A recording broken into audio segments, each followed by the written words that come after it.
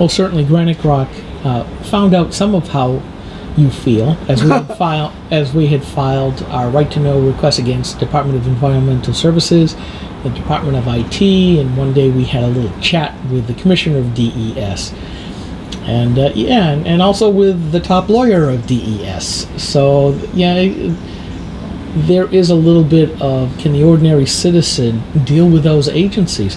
And let me explore that just a little bit, if we could, for a second. DES is a very big department in New Hampshire, and I ran up against basically a stone wall.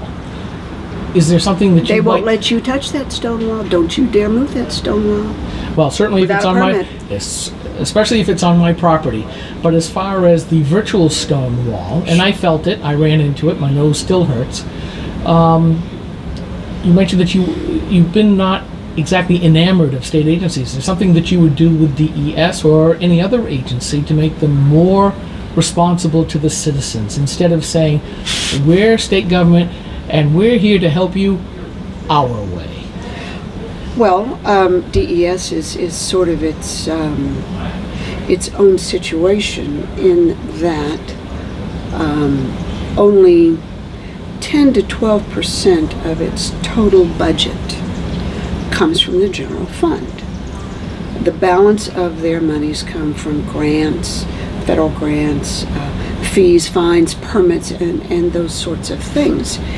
And when you're not asking the general court for money, like everybody else is, other agencies, I need money for this, I need money for that, ergo that money comes from the taxpayers.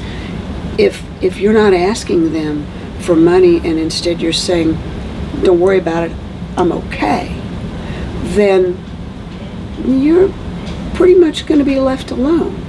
Now, DES also has a very unique structure. Hello, dear Dutch. He wants to be on camera. Almost. Well, Almost.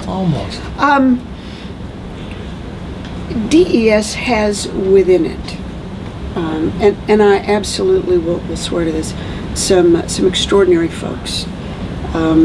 The Solid Waste Division, extraordinary. Some of the air and water permitting people in the department that actually do the work, first class. But DES tends to rule through a number of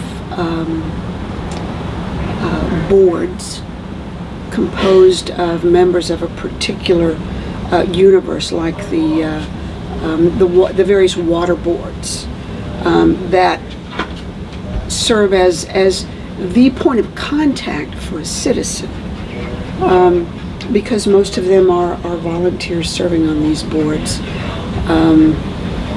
The queue in getting any complaint brought to them, examined, adjudicated, handled, can be incredibly long and incredibly complex.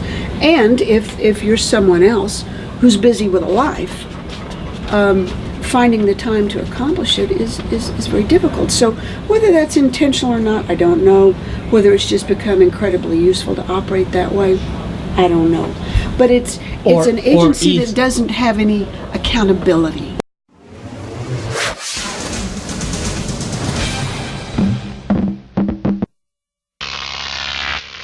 GrokTV.